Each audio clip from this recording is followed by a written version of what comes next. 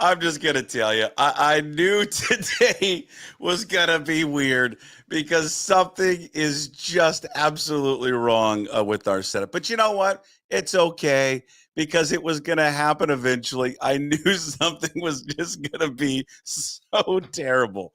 And because you know what? All last week went so smoothly, absolutely so smoothly on the show. And I just knew that there was going to be something that was going to be a problem.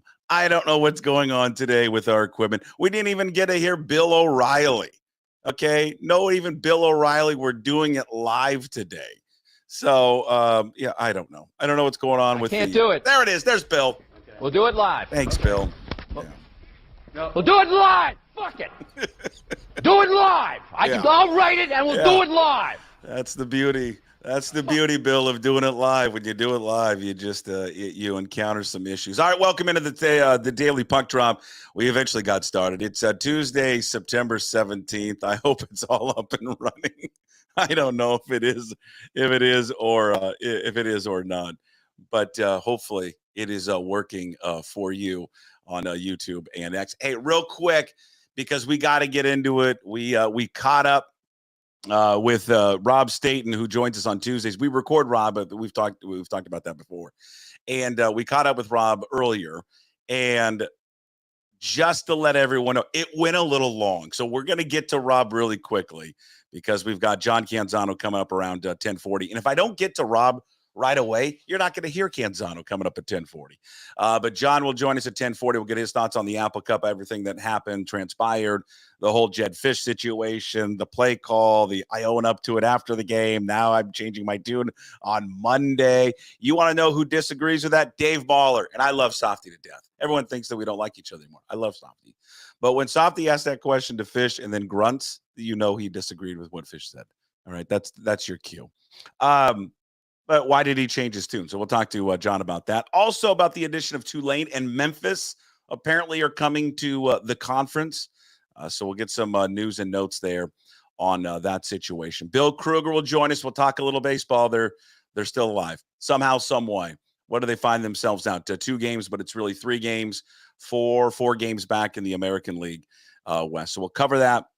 We'll get into some little Seahawks news and notes a little bit later. The time is now for the Seahawks to take advantage of the 49ers with all their injuries. McCaffrey out for a while. Now the news yesterday there with Deebo Samuel and all of that. They've got to take advantage of that situation. We talk a little bit about that with Rob Staton. And again, Rob joins us again every Tuesday. Again, as I've said this many, many times, we have caught up with Rob earlier because of the time difference with Mr. Rob Staton. So Rob's appearance was recorded earlier. Rob Staton is brought to you by Superior Linen Service. Give him a call, Superior Linen Service. Follow Rob on social media on X at Rob Staton. Also, Rob Staton Football there on YouTube. It's about 40-plus minutes. It's a doozy. It's a long one, but enjoy our appearance here with Rob Staton. Again, follow him on X at Rob Staton, and then Rob Staton Football there on YouTube, including a post-game show he does after every Seahawks game into the early morning hours back there in England. Rob Staton Football there on YouTube. Follow him on X at Rob Staton. Well, it was we were joking before we came on. I had such the high of the Apple Cup the day before. Then I'm getting up for the Seahawks game. I'm like, okay, well, I think we're going to win. I think it's going to be okay. Kind of like half-ass into it. It wasn't at times the most exciting game, but Rob, they grind out another win. And, I kept thinking about how just another gutty victory by these guys. Things didn't go great, but yet they find themselves this week gearing up for the Dolphins 2-0. Yeah, kind of a reverse of last week because the first half was really good and they've got into it's a 4-point lead at halftime. And then after halftime, it was the Patriots who did what the Seahawks did last week, which is they just seemed to reorganize themselves. They sort of committed to the running game, had a lot of success in the running game as Seattle did against Denver, and the Seahawks didn't really have much of an answer for that. And I must admit, Puck, I was sat in our office at the BBC about to do the Chiefs-Bengals broadcast. And I was I felt really down because I was kind of sat there thinking, I thought they'd be better than this in the trenches. The offensive line's a whole different thing, but the D line was getting gashed. What was it? 185 rushing yards in the end. And I just thought the Seahawks are going to end up losing this game because they got their asses kicked in the trenches.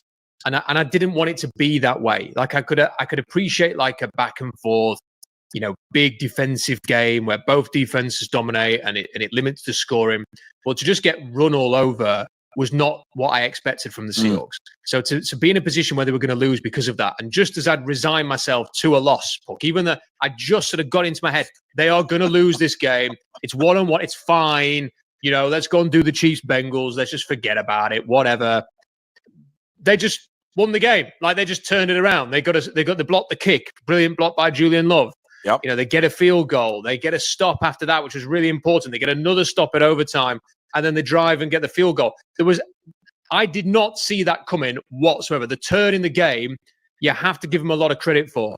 And in particular, I think you have to give a lot of credit to Geno Smith because he put the team on his back in that game. I think it was a really good performance from Geno Smith. They don't win that game without that performance from Geno Smith, and I think he was the X factor in the end. And Rob, we've talked. How many shows in the offseason did we do talking about that quarterback situation? Yeah, a lot, just every week, nearly. Almost every week we talked about him. And basically you and I pushing him out the door to find a replacement. And again, I still think, and I think even the most supportive and the biggest Geno Smith fans would even say this. I mean, again, you have to find something in the future for this team there at quarterback. But it should not be lost of the performance that he had on Sunday. You're right. I mean, his numbers, Rob, could have been even better without multiple drops from Noah Fant. You had drops from JSN. You had drops from DK. Despite those guys having unbelievable games, they still had their drops. I mean, he was pinpoint. His movement in the pocket, throwing on time and rhythm, the arm strength, all of it was just on display. I mean, I think it was, besides was it the Saints game? I think in New Orleans, where he was just ridiculous. I think it's the best game I've ever seen him play. Yeah, I think I had a look at the stats yesterday, and I can't remember whether CJ Stroud got above 300 yards, but there was only 3 quarterbacks, and that includes Thursday Night Football, who threw for more than 300 yards this weekend. 2 of the quarterbacks in that situation lost. So it's Jared Goff, who threw 2 interceptions, no touchdowns. Brock Purdy, who had an interception and a fumble, had 1 touchdown. They threw over 300 yards, both lost. Geno Smith, 0 turnovers, had the 300 yards. No help in the running game at all. And just the drives, and like you say, the throws. I think there was only really 1 throw. There was 1 throw, I think it was in overtime or late in the game. I can't remember. There was 1 throw that I thought, that was probably off. Everything else seems to be on the money. And you've got to give him a ton of credit for that.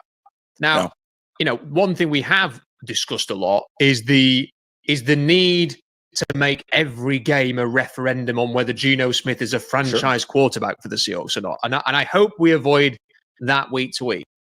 Right now, my plea to the Seahawks fans is let's just enjoy the win and enjoy the fact that Geno Smith played superbly. And then next week, if he doesn't play as well against the Dolphins, let's not spend the next few days debating how we replace him. Let's give him a chance to be consistent. Let's just see how this goes. We don't have to make any definitive, declarative statements today. But the fact is, I thought he played a really good game against Denver and a really great game against New England. And he's probably the main reason that they are 2-0. So well done to Geno Smith. He thoroughly deserves the praise that he's getting today. And I also want to heap some praise here on Ryan Grubb here for a second. And this is 2 weeks in a row. One, it was last week of not overreacting to what was happening in the first half, sticking to the running game, maybe calling some different running plays, but saying we're still going to be committed to the running game. We're not going to sit back here and just pass. And I think that they recognized, without Ken Walker, and I think they probably thought Charbonnet would be able to fill in and be good and give them something in the running game. But he didn't. Part of that's the offensive line issues, but Charbonnet is just not Walker. I'm a big Charbonnet fan. I'll be honest with you. I was surprised how much he struggled yesterday in running the ball. It just didn't look like the same Zach Charbonnet I saw last year. and certainly not the Charbonnet I saw in UCLA. I thought felt he was running a little scared, maybe a little tentative. I thought at times, but that's just kind of the my observation of him. But I think that they realized, okay, the running game's not going to work. And then Grubb just said, we need to get it to our playmakers. And specifically, we need to get it to DK and Jackson Smith and Jigba. And that's exactly what he did. I mean, I think to me, the most important number that came out of that game on Sunday was 30. And that was the number of targets that Jackson Smith and Jigba and DK Metcalf had. I'd love to go back, and if I had more time, and if I actually had some work ethic, Rob, which I do not, I would go back and look at every Seahawks box score for the last 20 years and try to find another game in which they had two wide receivers have a combined targets of 30. I bet maybe there's one or two. And they went out and made it a point to get the ball into their hands in different ways too. That's what I liked about Ryan Grubb and the offense on Sunday. Well, it kind of goes back to last week. Last week I was reminded that, tackling and turnovers were not banned. And this week we're reminded that, targeting your best playmakers is not banned either. And I completely agree and second everything you've said there. How refreshing to see the Seahawks go to those two players. They didn't try and feature, in fairness to, nothing defines the Carroll era more than the fact that he threw to, Ricardo Lockett in the biggest play of what ended up being his career, really. So, they targeted the two main players. They delivered. The thing on Zach Charbonnet, I was thinking about this quite a lot after the game, was I'm going to give him a mulligan for this one. I thought last week, one of the main reasons they did have some successful runs up the middle, but the main impact I thought Ken Walker had was when he got to the perimeter. And I think maybe being able to run to the perimeter stretched out that Denver line a little bit and sort of made it easy to soften up the middle. Now, with New England, I think they decided we are not going to let the Seahawks run the ball like they did against Denver. So they kind of tighten up the middle. We're going to make Geno Smith win the game, which he did. We're going to make them try and beat us. If they want to beat us up front, they're going to do it head on, and we're going to eliminate all of the space. And the Seahawks just did not run block up the middle very well at all. Now, Zach Charbonnet is not a perimeter runner. Ken Walker is. Ken Walker will take an inside run and bounce it outside because it's just his nature to do that. Zach Charbonnet is a physical, between the tackles, running back. And there was no room between the tackles in this game. Like, there was just no space. And I do wonder a little bit as the game got on if he just got a little bit frustrated, if he just didn't know what to do. He has not got those quick twitch fibers to bounce it outside as well as Ken Walker can. So I don't think he really had much of a chance in this game. I think New England did a very good job just taking away the run. They put the game on Geno Smith, and Geno Smith said, fine by me, put the team on his back, and he won the game. Yeah. I thought he had some, I think, not as all, lost, I think, with Charbonnet. I know it's not a lot. He had 5 catches for 31 yards. I thought, I think it was in the overtime or the last drive, or no overtime. I think he had a nice key reception, was able to, turn it upfield. He was very good in pass blocking, real good. He was picking up guys left and right. So, but yeah, he just didn't have much of an impact there in the ground game. But it just, those two, Smith and Metcalf were just, that's what we've been waiting for with DK is that number right? Are those numbers?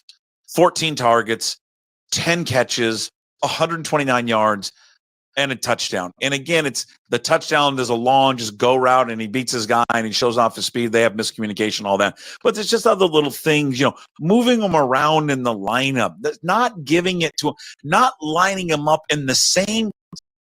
I can swear on here. I know this, but I always catch myself because I'm with you in the BBC, and I feel like I can't swear. But it's just like Waldron's every fucking time. We're just line them up in the same spot, and Grubb doesn't do that. He moves them around a lot and gets him the ball in different spaces. And I enjoy it. I enjoy watching it, and it's just refreshing. And we've been waiting.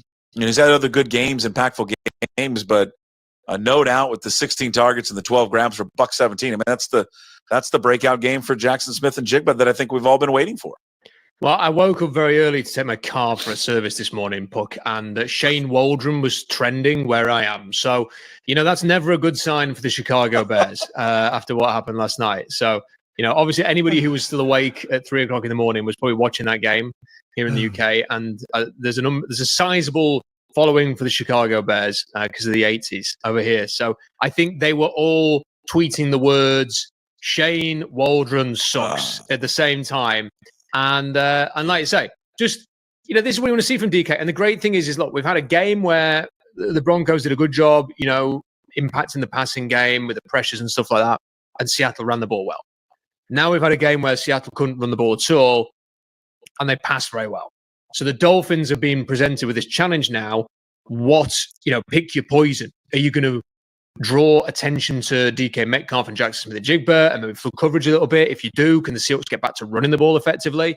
And if they decide to do more of a Patriots-style defensive scheme and try and take away the running game, you would imagine it's going to be another good day for Geno Smith. So, I think that's a good challenge. That's the point of having balanced weapons and structure on your offense. It's just, please, can the offensive line just be consistent?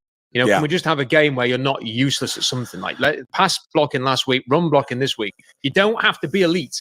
We do not need to see Walter Jones and Steve Hutchinson level performance from you guys. Just be okay for a couple of weeks. If you can manage that, that'd be great. Yeah, it's both spots right now. I mean, Connor Williams had to beat a couple times, but it's those two guards, and the rhyme or reason. I don't really know what to do. I mean, Bradford just picks up penalties left and right. They worked in Christian Haynes in there a little bit. Lakeland Tomlinson has been a disappointment again through 2 games. I mean, maybe if you ever decide something between Bradford and Haynes, maybe you just say default whoever loses out. If we have this open competition, the other one's just going to bounce over there and play. And maybe they can do that. They haven't really done that. They haven't subbed him out, I don't think. They ever take Tomlinson out of the game yesterday? No, I don't. No. I don't. They definitely did with Bradford, didn't they? They spotted him. Yes, they did. Bradford, they brought him out. They brought in Haynes, but I don't think they ever brought out Tomlinson. But yeah, it's But again, they got the ball out a little bit quicker. They made it easier on that offensive line, and that's the other. Getting back to Grubb, what I like, and just about how they view offense is that they recognize that they're deficient there.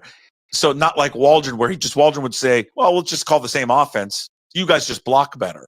I think Grubb realizes, well, these guys can't hold blocks forever. We need to do different things and get the ball out faster. They did that. Well, look, here's a suggestion. I don't know whether I'm trying to remember in my head to go back a couple of years to the draft, the 2022 draft. Okay. I can't remember whether, I don't think the Seahawks had Evan Neal graded as highly as the guy who went to Carolina. I'm trying to remember. But Evan Neal, pull up the 2022 draft for you. I seem to remember. I think it might be Brady Henderson said it or something like that. So I think somebody reported that there was the guy who went to Carolina, the Seahawks did like, and I think it was Evan Neal that they had cross ahead of him. I'm not sure. Don't quote me on that. I'm wondering whether that was the case. If they rated Evan Neal somewhat highly, Evan Neal can't get on the field for the New York Giants. Evan Neal is an epic bust at this point, but they've tried to fit him in at tackle. I think he's played a little bit of guard. I can remember watching him and thinking this guy could be an excellent guard in the NFL, but I never liked him at tackle and had him graded in the first round as purely a guard. Now, because he can't get on the field, the Giants season feels somewhat over already. Could you chuck something their way? And I'm not talking about a high draft pick here. I'm talking about, look, we're going to give you anything for this guy to see if he could maybe come in and just add to the competition, for a year or two. I got you. Just to see if he could play left guard, to see if he could challenge Laken Tomlinson. And the fact that he has played tackle would give you that bit of versatility if George Fant is going to miss a bit of time. It's the kind of thing, whenever you kind of spitball a trade suggestion, there's always so many reasons why it won't happen. But that was just a name that popped into my head as you were talking there, thinking, what is a potential solution out there? It has to be somebody's discarded player. Well, there's somebody who a couple of years ago, the Giants at least thought was a top 10 worthy pick. So someone will give him a second chance, you'd imagine, in the same way that someone's inevitably going to give Bryce Young a second chance when Carolina dumps him. So, would the Seahawks do it? They have taken on reclamation projects in the past. Well, I'd give them two offensive linemen in that draft top 10 because Cross was taken 3 spots later. Yeah. With 2 spots later. They're at number 9. So yeah, why not? Let's do it. Bring them on. Let's go. Take them on. I just we talk about offensive line all the time with these guys, and it just continues to kind of always be a conversation we're going to have like almost every year and almost every week until they can actually figure the goddamn thing out. The defensive line, I thought, played the running game that, they were, I wonder if they were doing their job and the linebackers weren't making the plays. I mean, they certainly probably, you make the argument they weren't doing technically their job because they should have been getting 185 yards on the ground.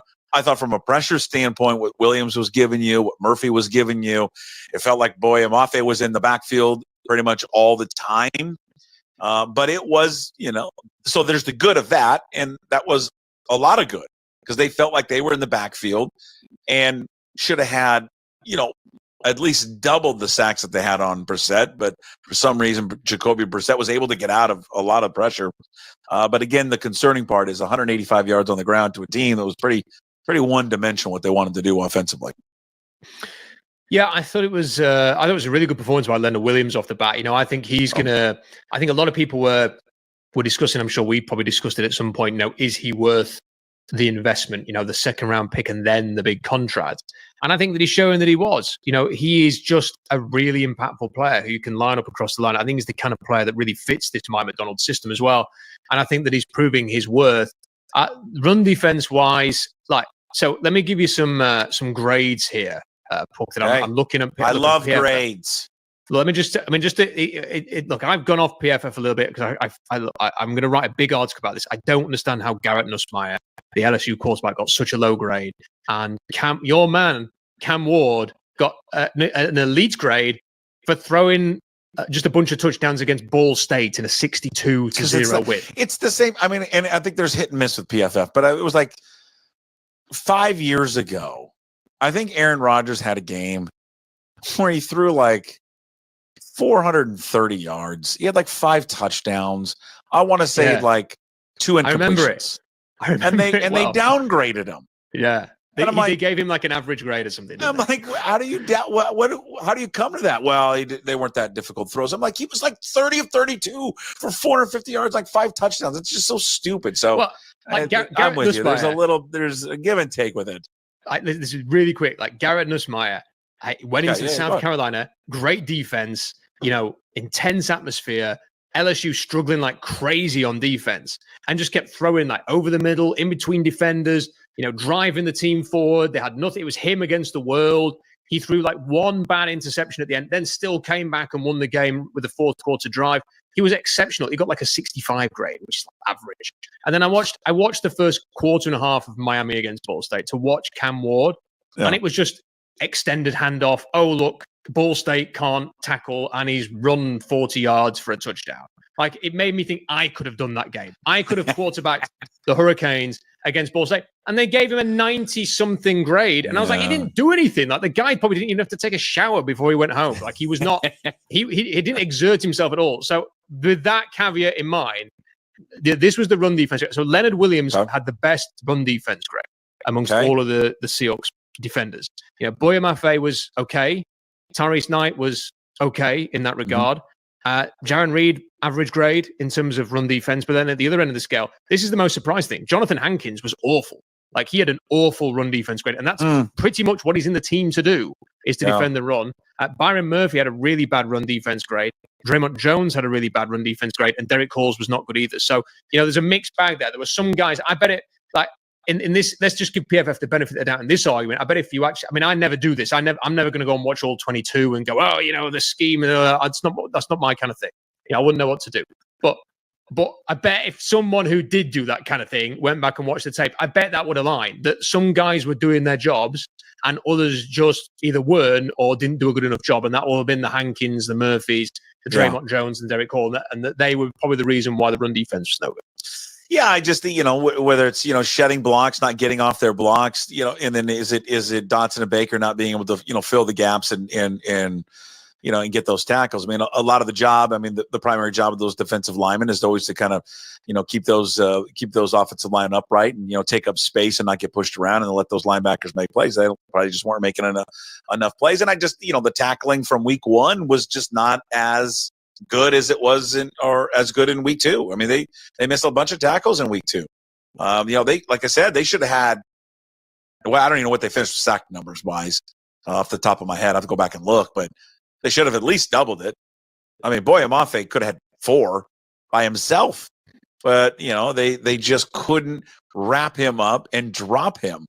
I think if you ask me what's this defense going to play like the rest of the year, more like they played kind of against New England, more like against Denver in terms of tackling. I think they're going to play more like Denver in terms of their tackling. But again, they weren't as elite as they were against Denver. But also, Robin, we talked about this against Denver.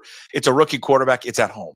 Jacoby Brissett, however you feel about him, is a veteran quarterback that's been around for a while, and he's good. He makes plays, and he's a big physical specimen back there. And you had to go on the road, but they still held him to 20 points on the road, and for the most part, that should get you a win almost every week. Yeah, I'm just having a look. They had 7 missed tackles. I don't know how that. I've not got the numbers here for the. Actually, I have got the numbers here. Felt like more than that, but all right. Yeah, well, it did, because last week, Rayshon Jenkins apparently missed 3 tackles on his own against the and he didn't miss anything on week 1.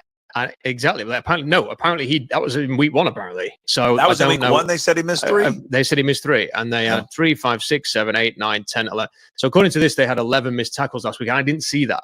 So I don't know. Maybe that is accurate. Again, PFF, take it with a pinch of salt. I agree with you. I think we probably will be closer to week 1, but you kind of have to. I don't know. I just want to see. I was going to say something, and then I'm disagreeing myself as I'm kind of saying the words. I was going to say that I wanted to see it level out, so that the run defense. It's not going to be great every week, but there'll be a point of it only gets so bad, and that the pass. But then that's talking in such an idealistic way. Like, you've got no right to say I expect the Seahawks to not have a game where they get run on. Like, it might happen. Like, let's put it this way: if they give up 185 yards against the Niners in a few weeks and beat the Niners like the Vikings did yesterday, who cares?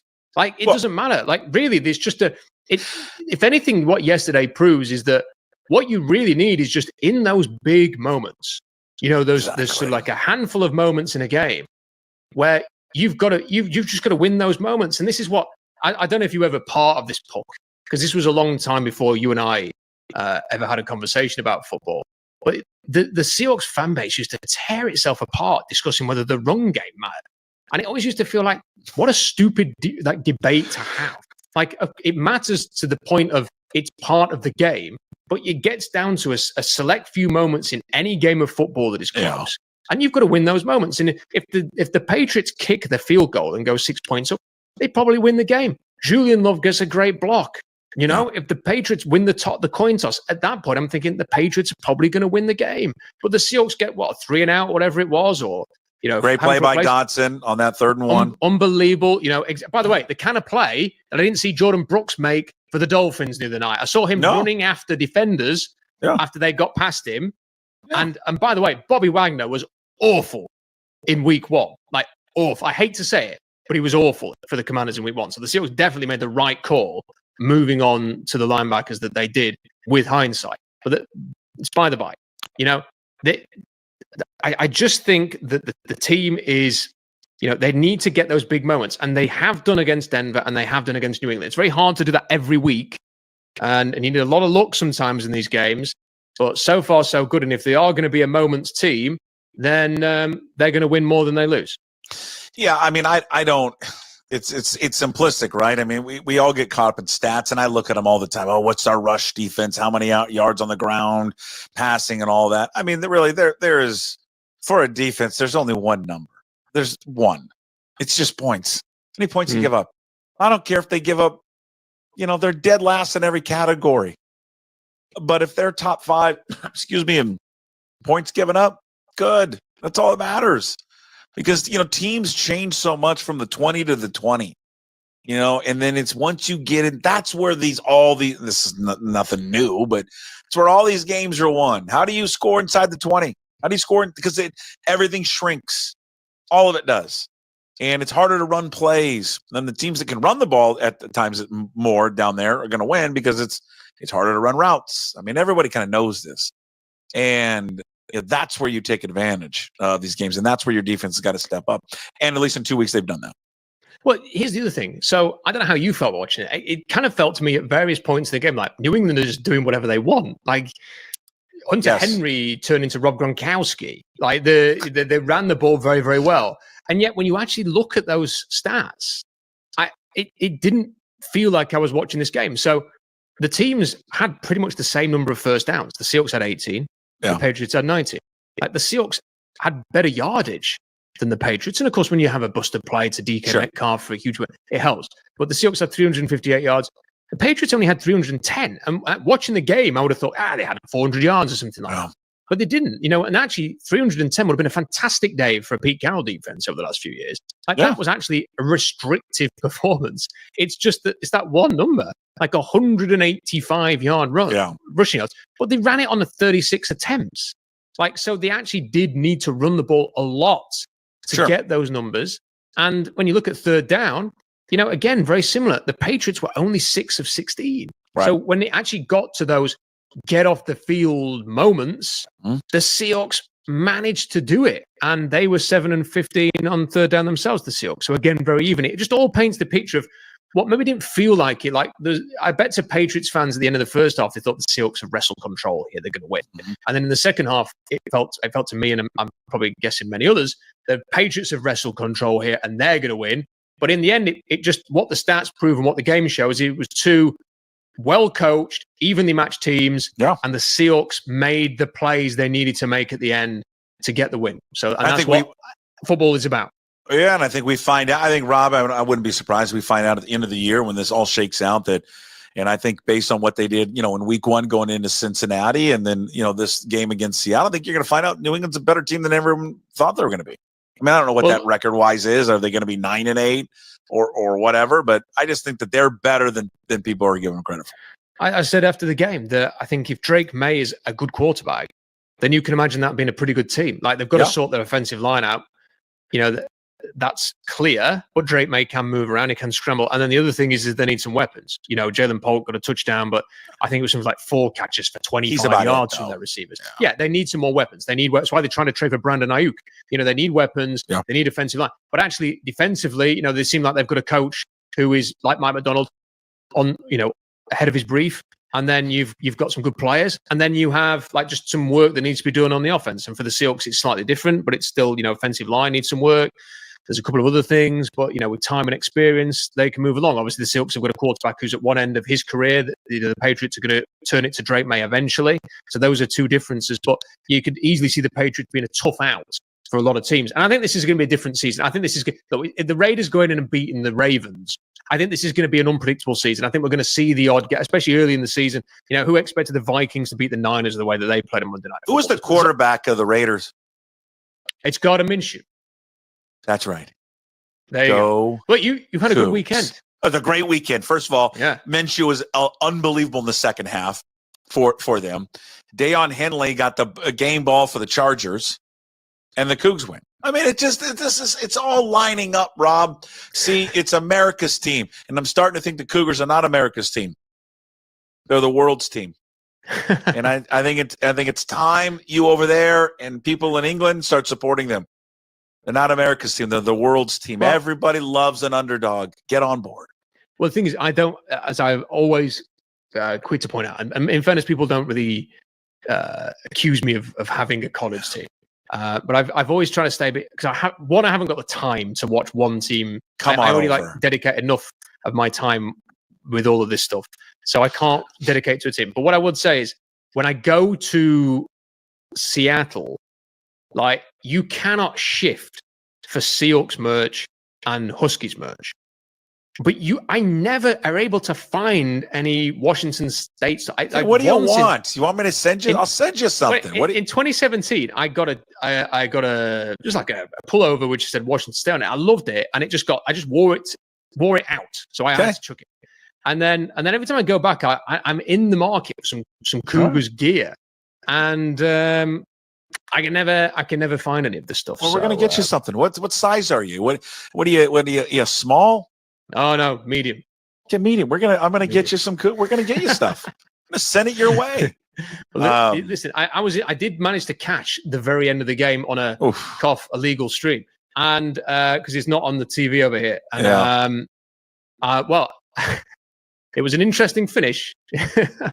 Well, again, for all of Jedd Fisch's talk about being NFL prepared and all this like wealth of NFL knowledge he has on his staff, it was one of the most boneheaded plays I've ever seen a head coach make. I think it's the single worst call in Apple Cup history. It's terrible. Wow. I have not seen that many Apple Cups to determine whether it was that, but it just, as soon as you saw him running to the right, you're like, what are you doing? Is this it? Go watch our guy Johnny Mateer. Now, this won't mean anything for the pros because he never amounted to anything in the pros. And I'm not saying Johnny Mateer is some NFL quarterback, but he reminds me an awful lot of Jake Locker. He is just so much Jake Locker in him. And I think a lot of it too is that they play similar styles, but they both wear number 10. But and again, I'm not saying he's going to go into the NFL and be drafted wherever Locker was, and then Locker didn't work out for him. But just from a college ball level, that very much the comp there of Jake Locker. The what's shaping up great for these guys right now, and you don't wish any ill will towards a player. So if you see Simon, tell him I'm sorry. But the Dolphins, when they don't have Tua, and they got to start Skylar Thompson this week. I mean, that's a win. They should win. There's no reason they lose that game at home. And then they go on the road. They'll play a very good Detroit team. And, I'm just going to chalk it up. The Detroit wins that game. They come back. They play the Giants. They should handle the Giants. I mean, they got a great chance to be 4-1 before they host the 49ers. And then who knows if McCaffrey is back or not. Well, hopefully I will see Sign in a few weeks of the first London game, NFL game. So I will tell him that you said hello. Thank you. What I can't believe, Puck, is certain teams, when people criticize John Schneider, and look, sometimes it's perfectly valid, like especially with this offensive line stuff that's got, the fact that Seahawks not had a good offensive line for a long time is a criticism that needs to be voiced, by the fan base. But also, he gets a lot right. And it's when I look at the Dolphins that you kind of realize it could be a lot worse. How can you sign Tua Tagovailoa to a huge contract knowing that he has had concussion and injury issues? And it's not the contract that I have an issue with. It's how has he not got a backup better than Skylar Thompson?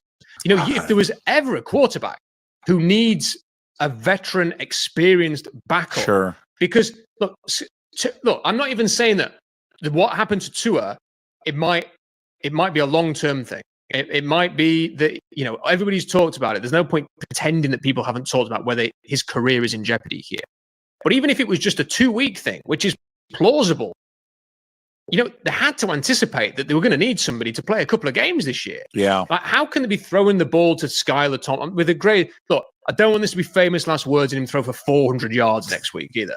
But and be like lofted above the shoulders of his teammates. Yeah. And that idiot over in England said, I was terrible. I remember. It's your fault. Yeah, it's your fault. He's going to do an interview on the field. That son of a bitch stayed night.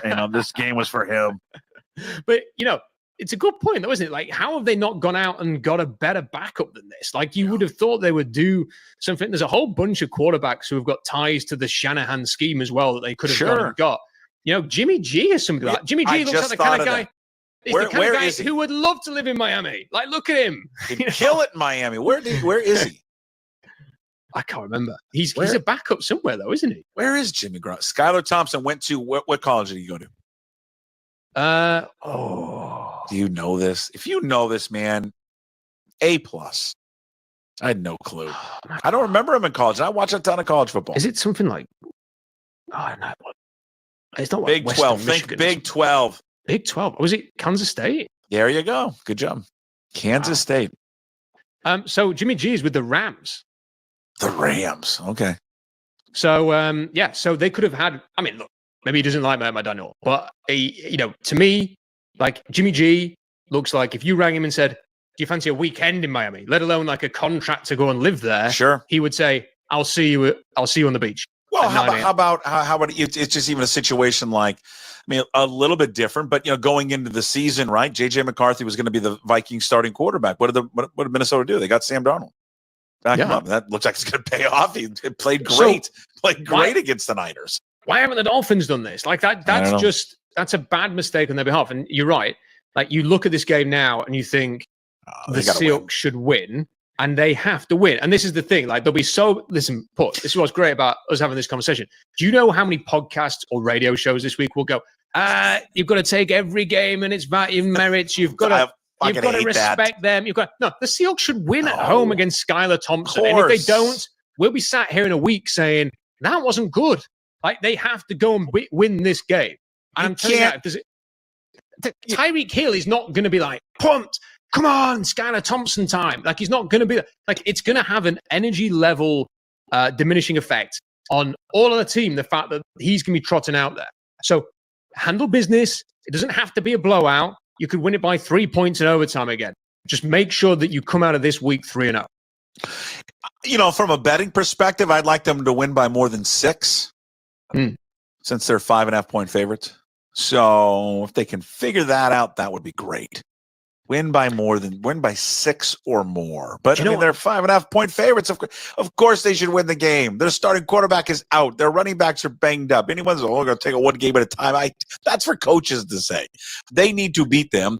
And then again, I will chalk up a loss to Detroit. Then they play the Giants. They're terrible, and they better beat the Giants before they face San Francisco. Here's the other thing that I like about this game, because this is how they perform this week.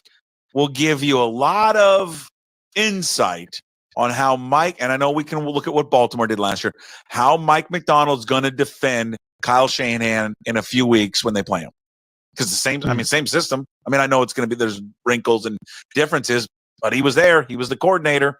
But I think it's a real good test for this defense to see the way that he calls plays. They're not going to get the full playbook with Tua out. But again, the formations, how he wants to move guys around, and all of that. It's a good little I guess kind of preseason game before they see the real thing in a few weeks. Yeah, and the other good thing is who is the Dolphins defensive coordinator? It is Anthony Weaver, who was with Mike McDonald in Baltimore. Like, he was the assistant head coach working on the defense with Mike McDonald. So the defensive system is going to be very well known by McDonald going into this game. And I think that could be a little bit of an advantage for them too. But yeah, you're right. It's going to be fascinating to see how they get on. A little betting tip, by the way. This is something we should all remember for next summer. Right? Find a team that the bookies like, that all the bookmakers like, such as Miami. Identify one of these teams that the bookies like with a quarterback who is a potential injury risk. Look at his backup quarterback and then pick a game early in the season when they're on the road and the odds are probably quite stacked in the favor of Miami, and then just stick like $30 on that or something. And then when if the quarterback gets injured, then you're in a great chance to win a lot of money. But if he doesn't, you've still got a chance of winning the bet because they're on the road. So, like, I think it's a good sort of tactic to look at for next year. How do you go in from looking at the other game? How do you go in from a rooting interest? Do you this weekend? Obviously, it's Miami and Seattle. We want the Seahawks to win. Niners, Rams. Do you want the Niners to beat them to kind of like just bury the Rams early, get them to 0-3, or do we want to see the Rams win to give the Niners a second loss? I can't decide which way to go. I want the Niners to finish 1-16 the rest of the way. Okay, so you're going to re-root for the Rams then. You want the Rams? Yes. Okay. Rams. Right. I want the Rams to destroy. Like, I don't get that. I'm not worried about the Rams. I'm not worried about the Rams. The Rams are too injured, too banged up. Okay. I think they're a bit overrated. I want the Niners to lose as many games as possible. Okay.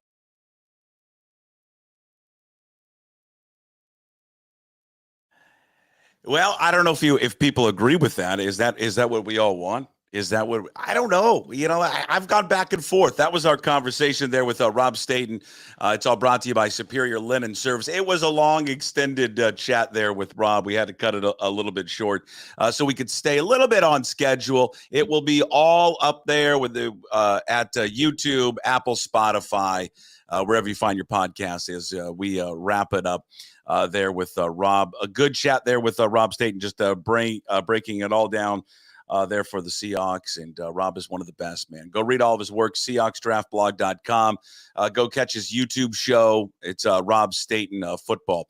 All right, let's make a little transition, huh? Let's go a little transition if we can. We go from the NFL now to the bald face truth, who joins us now from Portland, Oregon. Oh, there he is, Johnny Canzano. We're in the PuckSports studios. I'm doing, well, how do you think I'm doing? I'm doing freaking great. It's the PuckSports studios, of course, built by Limbach Lumber. John joins us every single week. It's brought to you by Zeke's Pizza, best selection of pizzas and local craft beers. Visit Zeke'sPizza.com. You can follow John on X at John Canzano BFT. Read all of his work at JohnCanzano.com. The radio show as well, The Bald-Faced Truth, in Portland on 750 The Game. I'm doing great, sir. That was just, I needed it. I think all Cougar fans needed the cleansing from this past weekend. Yeah. Are you just getting in right now? Like, are you just coming in from the game celebration right about now? What a catharsis. And I think for people who don't understand or haven't lived through the Pac-12 demise and the fear and the angst and the hand wringing, you wouldn't understand, sort of the emotion in the wake of that at that stadium, Lumen Field. And so I think in living rooms and across the Palouse and the Pacific Northwest, there were a lot of Washington State fans celebrating. And I do think there were some others who were not Washington State fans who were sort of nodding with approval, going, okay, there was a fair amount of justice in that outcome. Yeah, it was, I think all the hand wringing, I think going into the game about, fan apathy, the certain people don't want the game to be played, mostly, Cougar fans. I was an early one of those people that didn't want the game played. I think with all of that, the weird start time, the ticket sales, were down. I always knew that there wasn't going to be 37,000 people there. I knew there was going to be a huge walk up. I think the announced crowd was just under 60. Mm-hmm. And once you got in there, John, it's what, with all of the BS that has been happening in the last year, and maybe I'm saying this just because we won, but I wasn't there for the entire game or just for the half, but for the 30 minutes that I was there, the hour and a half, whatever, it's what is everything that is right about college football, everything. And you didn't, for the time we were in there, wasn't realignment, it wasn't portal, wasn't NIL, wasn't any of that stuff. It was just two football teams, a state divided, and a rivalry. What makes college football, was one of the best sports ever. And it was a real contrast for me from the game going on in Corvallis with the Civil War, who, that game, you take away the fact that Jake Dickert stayed. He made the comment in the post game. These guys stayed for this. And I don't know if a national audience watching on Peacock understood what he said and meant by that, but he had players who could have jumped into the portal who stayed. He was a coach who stayed. The comments he made in the postgame about retiring the trophy, coming up with a Pac-12 Big Ten trophy. I mean, he was sort of signaling like an era ended and an era ended with a Washington State win. Conversely, Jonathan Smith left Oregon State. 26 players jumped in the portal. The scene at Racer Stadium was very different. It was evidence of, what was lost, the continuity that was lost. And so I don't think enough credit goes to the Washington State players who stayed at Washington State, stayed true to their coach, stayed true to the mission, because you don't win that game and you don't have a fifth-year senior linebacker making that tackle on fourth down if all those guys get in the portal and say, hey, there's greener pastures somewhere else. Because at Oregon State, the game was not competitive. Oregon ran away with it. It had a real weird feel even before kickoff. I think everybody kind of knew there were no stakes. There was no Rose Bowl at stake. There was no, it was double-digit underdog Oregon State, 20-point underdog. to start the season. And I think everyone kind of expected Oregon's talent and athleticism would ultimately win out. So credit for the Oregon State players who played and Oregon players who played, but it didn't have that feel of the Apple Cup because those Washington State kids, they stuck around. And conversely, Jedd Fisch is the new guy, and he's trying to get continuity. And Puck, I told you, the game being in week 3, huge advantage for Washington State. Washington did not have its stuff together. Yeah, I agree with you, but I'm gonna say, because I've heard that, and I agree with you. Yeah.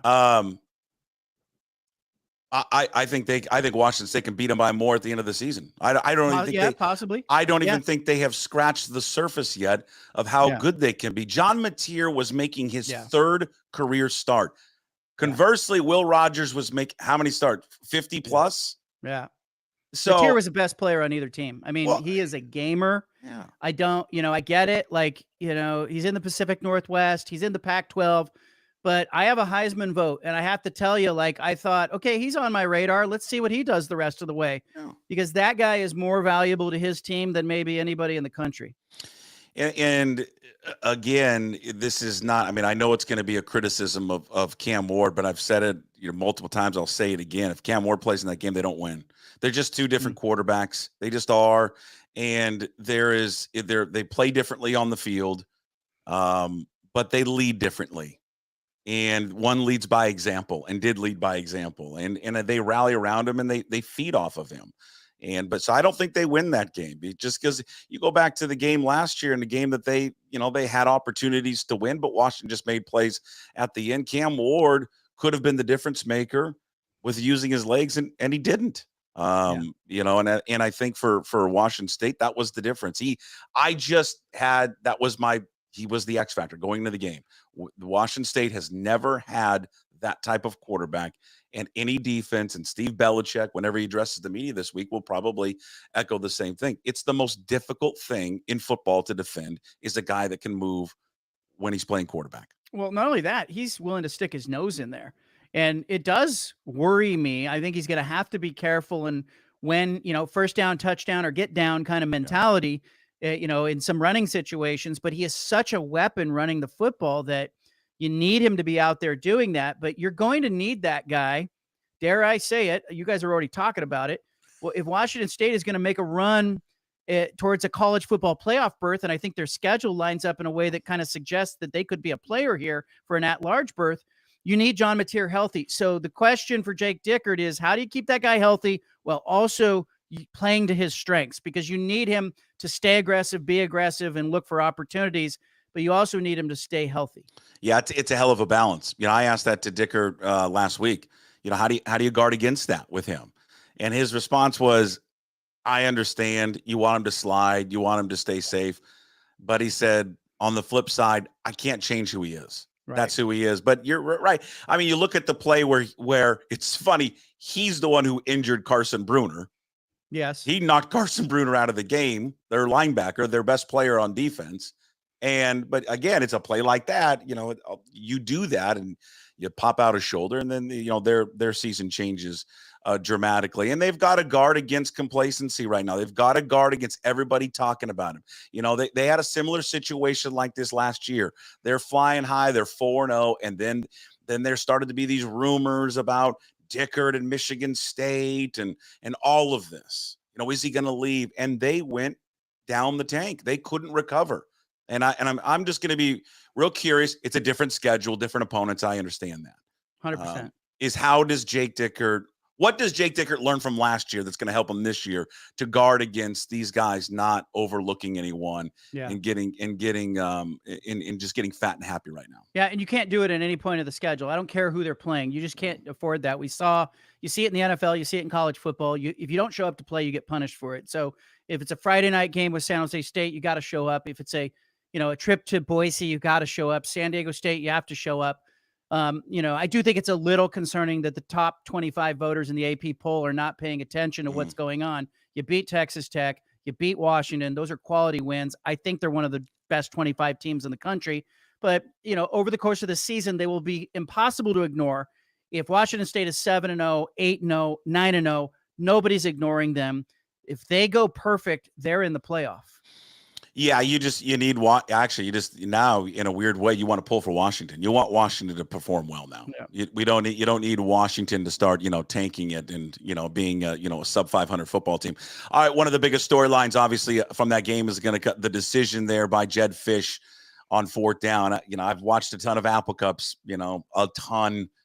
To me, it's one of the single worst calls, if not the worst call in Apple Cup history. He admitted after the game, I screwed up. However, on Monday, he kind of reversed course and basically said, no, it was the right play call. We just need to execute better. Your thoughts on that 4th down play? Well, it's a bad call, because it didn't work. It's that you're the coach. That's your job to put your team into position to execute. And what bothered me is I went back and watched the replay of the game, and I was looking for a sign at some point of the first 3+ quarters that was the right play call. And I didn't find that at any juncture of the football game. I didn't see it. I don't like that it went to the short side of the field. I don't like that there was a tight end over there. I don't like that the quarterback didn't look comfortable in that position. Maybe he was trying to catch the defense by surprise, but look, if I'm Nolan Ryan, I don't lose a no-hitter throwing a knuckleball. And to me, that was a knuckleball. Like, don't throw an off-speed pitch here. I'm throwing my best pitch in that situation. And I don't think that was Jedd's best pitch. And I think he knows it down deep, but I think, he's saying what he has to say. I also think, look, you can look at a number of other times in that 4th quarter where they stepped on their own foot, or they jumped off sides, or they had a bad penalty, or they failed to make a tackle, or they don't get to mateer. Yes, they lost that game in other positions, but any football coach in America will tell you the ball's on the 1.5 yard line. This is 4th down in the game. You're going to the best play in your playbook. And I cannot think that the quarterback running on an option in that situation is the best play. So ultimately it comes back to coaching for me. Jedd's going to have to live with it. And, I know he was reaching for examples. He was talking about examples, and you could almost see him thinking through it, but the look on his face at the end of that football game on the sideline spoke volumes. He was not happy with the execution. I think if he could have the play back, he would call a different play. I don't believe that he would call that same play. So, look, the bright side for Washington is this is a rebuild year. Fisch is, charged with kind of a do-over, starting this program over. I know that there were some Washington fans that were upset last year when Kalen DeBoer left, that, excited about what Jedd Fisch will do. I think he's the right coach. He was the right hire, but that was not the right call. A buddy of mine had texted me and just said, I think actually it was Jordan Reffett, who we do a show with, and said to me that his demeanor on the sideline gave off Mike Leach vibes on the Apple Cup. And I said, if that's true, then you should be concerned, because I love Mike Leach, and Mike Leach was a great coach, and rest in peace, Coach Leach. Should be in the Hall of Fame. But the one thing that he didn't do a good job at was treating this game differently, because it's different. And everybody knows it's different. Every rivalry game is different. When Washington plays Oregon, Fisch is going to treat that game differently. And so is Dan Lanning. It's the way it is. They all know it. And if that is the case, that he just kind of, treated it like, oh, we're just playing Weber, or we're just playing Eastern Michigan. Yeah, that's bad. You don't want to fall into that trap like Leach did in this game. Well, I said it last week on this show that, like, Washington State knew the stakes. Washington State came in with a lot of emotion. The question was going to be, could they focus and channel all of that emotion? And certainly you saw the outpouring after the game. Yeah. You know what it meant to Washington State. I don't think it meant the same thing to a bunch of players who transferred into Washington and a coach who just arrived here, who's coached at a bunch of other stops. There's no way he could wrap his head around what it means. Maybe he understood in the course of 60 minutes and looking around the stadium and seeing the aftermath and the celebration, but there's just no way that you can comprehend that. It's institutional knowledge that only comes from being there and living through it. And so even watching it from a distance, I've seen the Holy War with BYU and Utah from a distance. I don't understand the rivalry. I'm going to go to that game, and I'm going to tell you, I'm going to be surprised by something I feel and see, because I'm going to go, oh, this is what it's about. That's kind of what Jedd Fisch, I think, went through on Saturday. did you? I'm sure you saw Dickert the post game on the field. I mean, there's so much to like about this guy, and I know Coug fans we all get so paranoid. Oh my God, he's gonna leave, and it's just like you're dreaded, like he's not gonna be here forever. Yeah. There's just something. And maybe I'm wrong because I say this all the time with coaches. They're all professional liars, and so I've got to be consistent with that. There's just something, I don't know, real genuine about this guy. Yeah.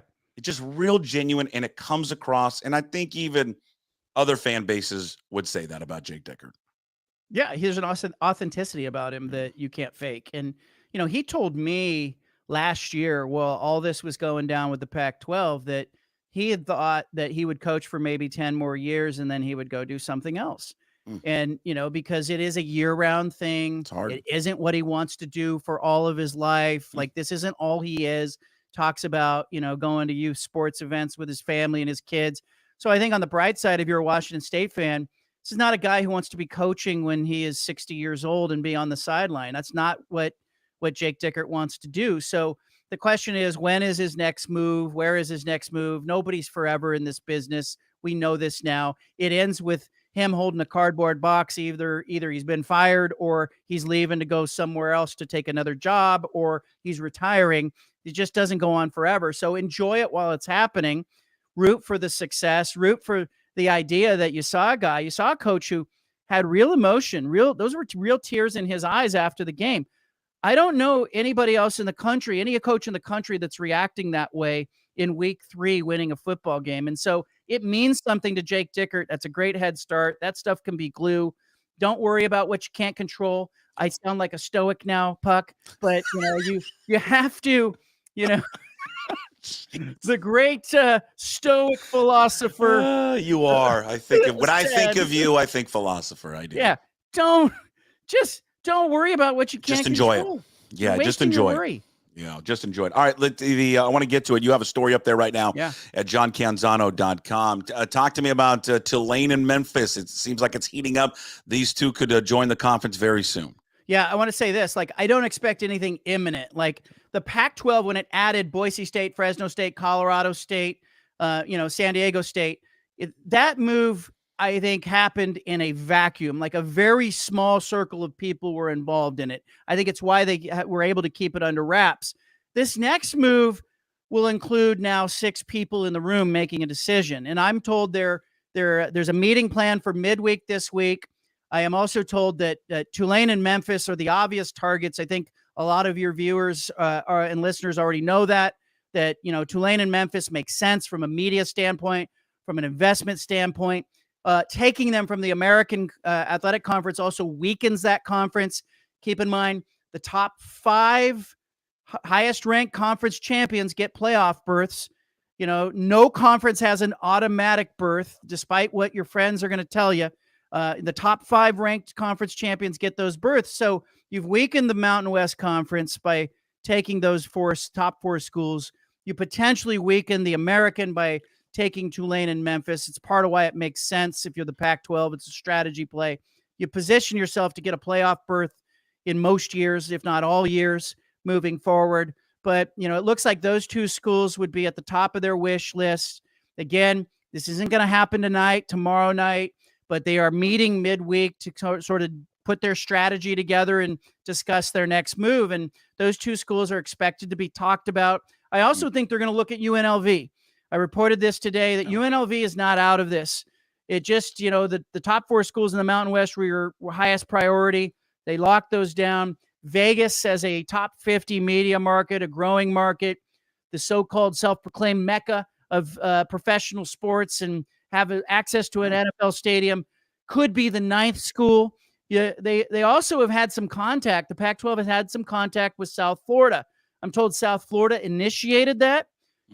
I'm still looking at South Florida as kind of a dark horse. I think it would be a bit of a stretch geographically, but does geography matter anymore in this new world of college athletics? I don't know. We'll find out. Go ahead. It doesn't. I mean, it doesn't. Yeah. But that's the one thing with Tulane and Memphis. Like, I'm not excited about.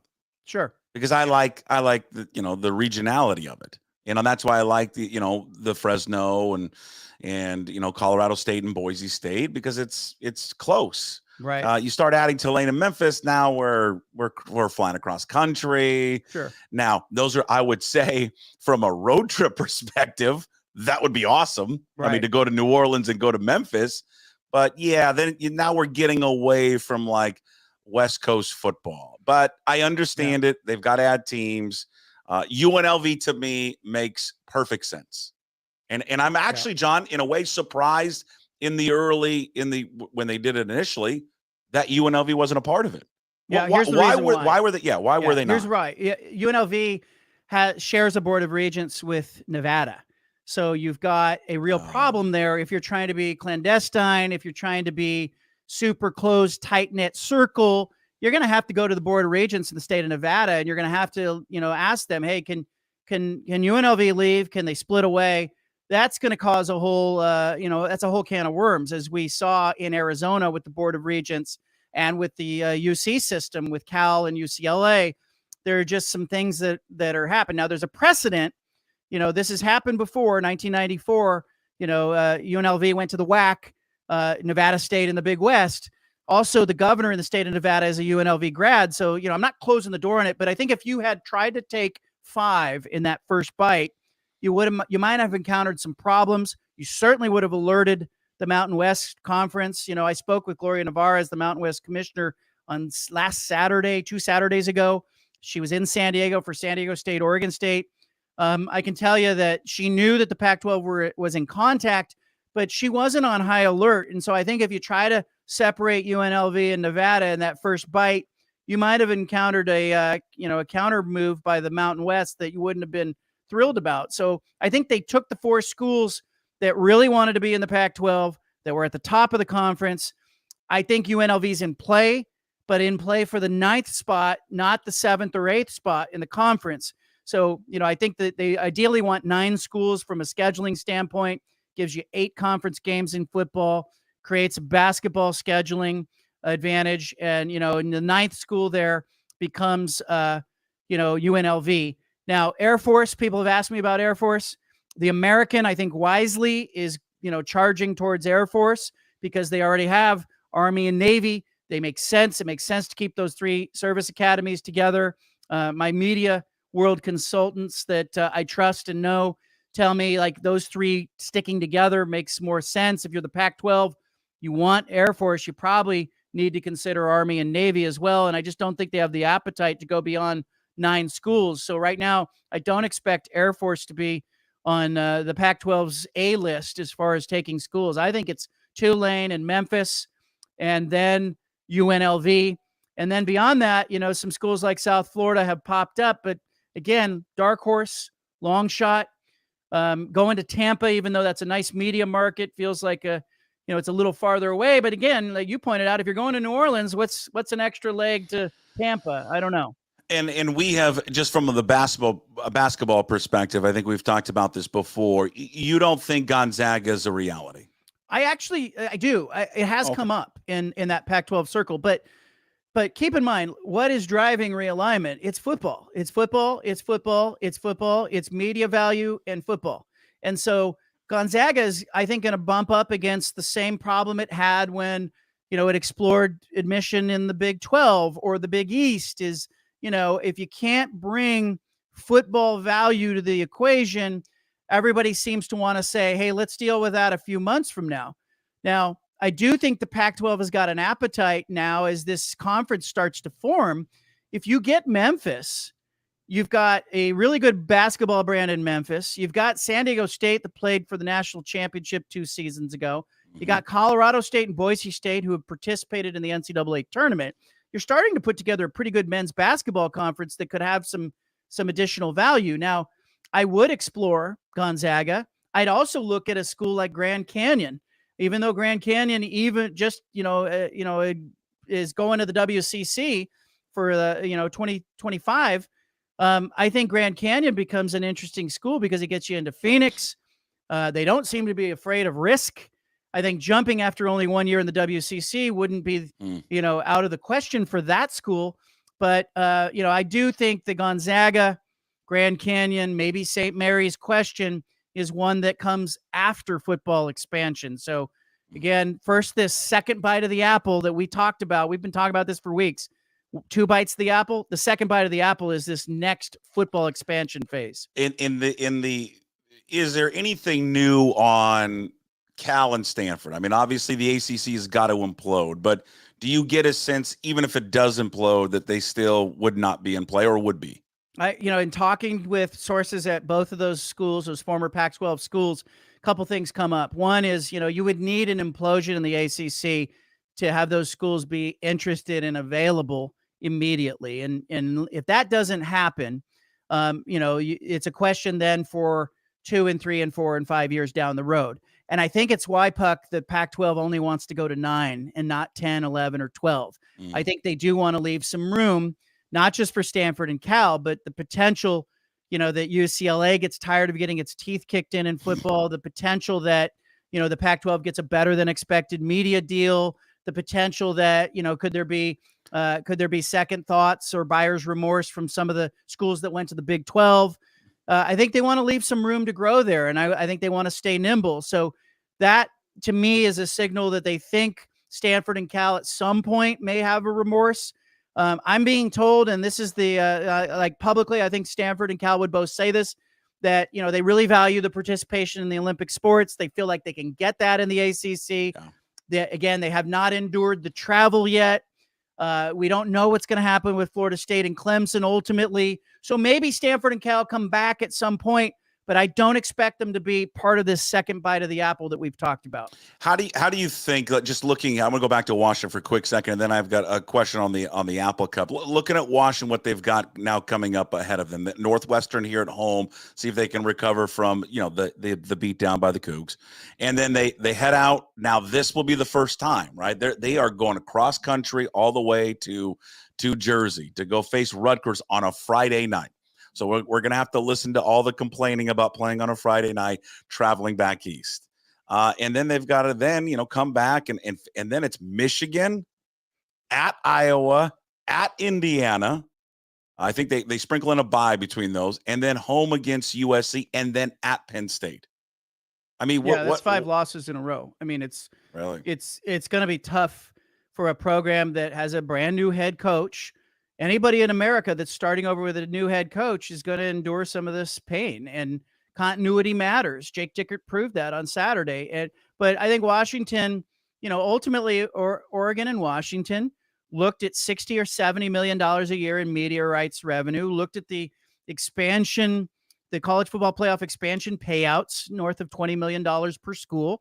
And they said, to hell with tradition, we're running towards that. At some point, if there is sort of a reckoning and super conferences happen, and I think it's not really an if, it's more of a when, there will be some regret. And I think there will be more regional conferences or divisions formed. And so ultimately, maybe this all works out where everybody kind of ends up back in a regional setting.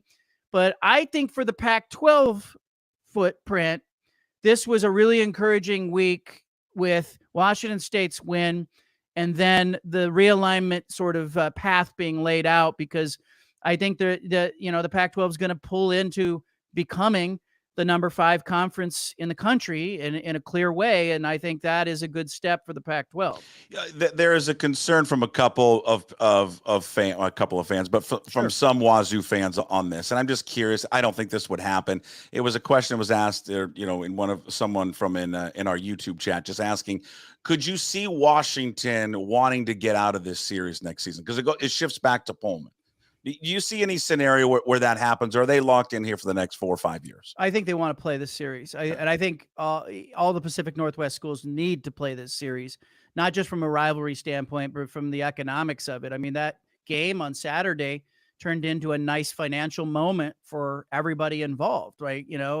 Oregon State was able to sell the rights to Fox. Yeah. You got, the game at a neutral site this year, but it goes back to Pullman. It'll be part of the Pac-12's media deal next year. If you're a Washington State fan and you're advocating for them to give up a home game against a Big Ten opponent, you may need to pump the brakes a little bit and ask yourself, like, from a media rights standpoint, as the Pac-12 goes to sell their media rights package, that is a huge bonus that every other year that game's happening in Pullman, and every other year the Oregon game is happening in Corvallis. That is a huge bonus for those programs. And if you're only going to 9 schools for a conference, you're going to need the home games. You're going to have holes on your schedule. You're going to need to plug in 4 non-conference opponents, and having Washington as one of them is a huge advantage. And for the Huskies as well, there are a lot of schools in the SEC and the Big Ten that don't have to leave their state in non-conference play. They play, their home games, and then they get on a bus to go to a nearby rival, or they schedule 3 home games in the non-conference. For both Oregon and Washington, you're going to have the possibility moving forward that you don't leave your state in non-conference play. You're going to be doing enough travel in your Big Ten season. There are some advantages here that aren't just tied to, it's going to be a sellout when you have it as a home game. You are the best. Ladies and gentlemen, that's the best guy in the business right there. John Canzano, johncanzano.com, all brought to you by Zeke's Pizza. He's the best. They've got great selection of pizzas and local Northwest craft beers. You can visit Zeke'sPizza.com. You can follow John on X at John Canzano BFT. Check out the radio show, Bald Face Truth, down there in Portland, Oregon. Again, he joins us every Tuesday. In case you missed it, it's always up there on YouTube, also Apple, Spotify, wherever you find your podcasts, and of course at PuckSports.com. Where are you going to find? What else do we got going on today? What do we got? Find up on the website here real quick. Well, just more reporting on the Pac-12 front, the schools that are out there, and some of the logic and thinking that goes into it. I obviously am way down the rabbit hole on this stuff, and very interested to see what comes out of this meeting, this midweek meeting that the Pac-12 is having. They may not have, and I don't expect them to announce like Wednesday night, like Thursday morning, that they've expanded and they're adding schools. But I think we're going to get an idea of how serious this Memphis-Tulane pursuit is how mutual it is, and are there some other dark horse schools that sort of enter the chat, like in the same way that UNLV and South Florida, I think, have entered the room, positioned as, kind of the next schools in. And then what will the American do beyond that? And what's the Mountain West play? Is there a litigation coming? I talked to several Mountain West administrators who say that they expect that the conference is going to throw a legal punch back. Let's see what that is. What does it look like? It kind of explains, Puck, why those 4 schools that departed kept it so quiet, so tight-knit, didn't want to involve UNLV or anybody else. They just really, I think, were ready to move on. You're the best. We'll talk to you next week. Thanks, Johnny. Thanks, buddy. There he is, John Canzano, again, who joins us every single Tuesday talking college football. I've been making this guy wait in the break room, in the little backstage forever. Let's talk a little baseball. It's with our good friend, Bill Krueger. Sorry, Bill, for the wait. I'm sorry. I went long, and you know what? No problem. Now here we are with the great Bill Krueger. His weekly visit brought to you by Rise Above Foundation, Native Youth, riseabove.org. We talk baseball every Tuesday with the big lefty Bill Krueger. And Krueger, they're still alive. I don't know how they're doing it. Well, I know how they're doing Never it. say die. They're winning games. Never say die. The lesson is you never give up on your team, even though I gave up on them. And I know I'm a bad fan. I'm a hypocrite, but they still have a chance. How are they doing it, Bill? Hey, remember, Puck, was it over when the Germans bombed Pearl Harbor? Come on now. Let's go. No. He's on a roll. Leave him alone. Yeah. Leave him alone. It's one of the greatest movies ever. I think it is. Animal House, classic. Their pitching always gives you a chance, which, sometimes people are like, oh, God, we never score. But you know what? If you had a choice between scoring a whole bunch or not scoring a whole lot and having the pitching, you'd choose the pitching every time. So, and the fact of the matter is they've come to life since Dan Wilson and Edgar Martinez have taken over, whether that's just timing, and they were fortunate to have the right timing because they were coming off a huge losing streak on the road. But obviously the numbers have changed. They're you look at all their offensive numbers, they've gone up since Edgar's taken over. So yeah. You have to be able to give him some credit. His quiet, influential messaging, I think, has settled some of our bigger stars, particularly Julio Rodriguez down, and he seems to be swinging the bat better, which is really important. Is it just that? Is it as simple as, hey, let's not let's just not get so caught up in all the numbers right now. Let's just get back to, I don't know, to like the little league basics and see ball, hit ball. Is that what Edgar's doing? I don't know that it's quite like that. The players have the numbers. There's no question. But I think when you have someone that, like Edgar, whose voice isn't loud, but it's smart, and the players realize that he's talking about things that are particular to their approach, little things that maybe get them on time or get them on balance, or maybe a way that you want to think about your day at the plate coming up against a certain pitcher. I think that's where his value is completely off the charts. So, and he has the kind of rep to talk to a guy like Julio Rodriguez.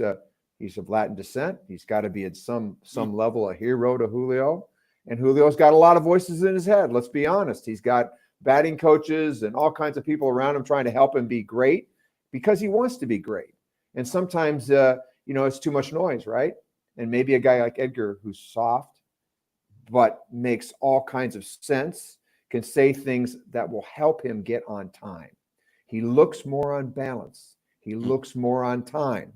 That's important. He's getting a better ball to hit. He doesn't look way out in front of the breaking ball and way behind on the fastball. He looks a little bit better, okay? He's still a little long to the ball, but those are things you have to work out in the offseason. He's not going to change his stance in the middle of like the heat of the battle. But again, better ball to hit, more on time. That's Edgar.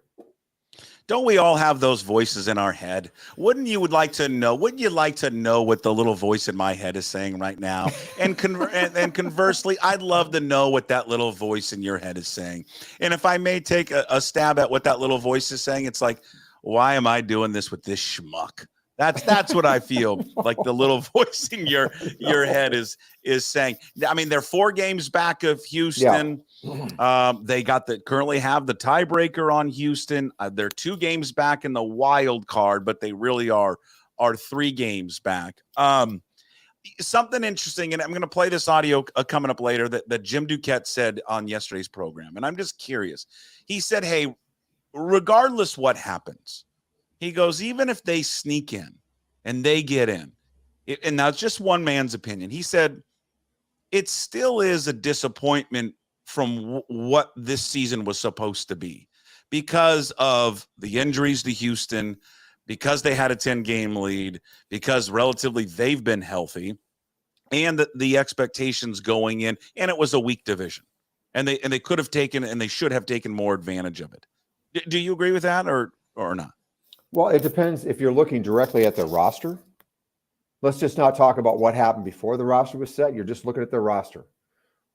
I would have said, hey, that 10 games over 500 is way over their ski tips. Okay.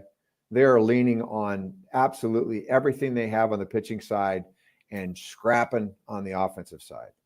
And I think you could have looked at this team at the beginning of the season if you'd have taken a hard look and said, hey, look, they're going to be challenged offensively. They are. Now, we didn't know that Julio was going to struggle. And having him, when he hits, this team changes its makeup. But the rest of it, it's not like I'm completely shocked. Yeah. Did I think Polanco was going to tear it up? No. Did I think Garver could be a 4-hole hitter for this team? No. Did I think that Crawford probably had his best season ever? Maybe. Did I think the rest of the cast is kind of ham and eggy? We got an awful lot of mileage out of Dylan Moore, an awful lot of mileage out of Josh Rojas early. And, the amazing under the rock relief corps that Jerry Dipoto seems to come up with has always given us a couple of good surprises. But I saw the reality. Lack of total lineup offense, lots of punch outs, a bullpen that lacked Matt Brash. So I think being 10 over was completely off. They were in Never Land. They weren't going to stay there. But point well taken. Great pitching. Center fielder, shortstop, catcher, young closer. That's kind of Yahtzee. You and I like that word. But that's going back prior to the season starting. What happened prior?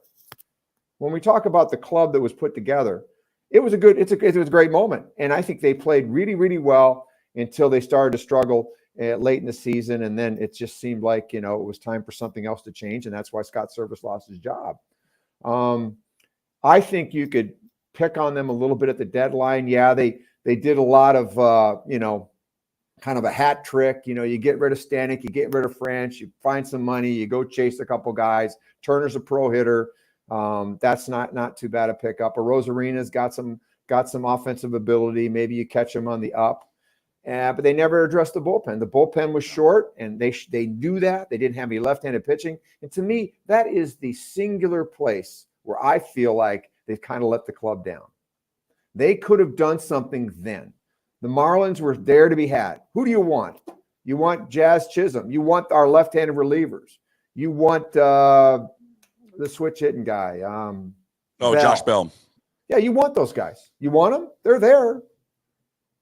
We got JT Chargois. Okay, he's a nice little pitcher, but he's kind of a middle, even behind kind of pitcher that we already have a whole bunch of. Right. He's done a nice job, but we could have had Puck, or we could have had Tanner Scott, or maybe we could have had both.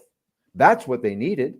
Then you don't give up the late home run when our right-handed pitchers are still trying to blow people away in the seventh inning because they're not used to pitching A in the seventh, and B, you don't have guys available. So I think that's where I think you could place some criticism. Okay.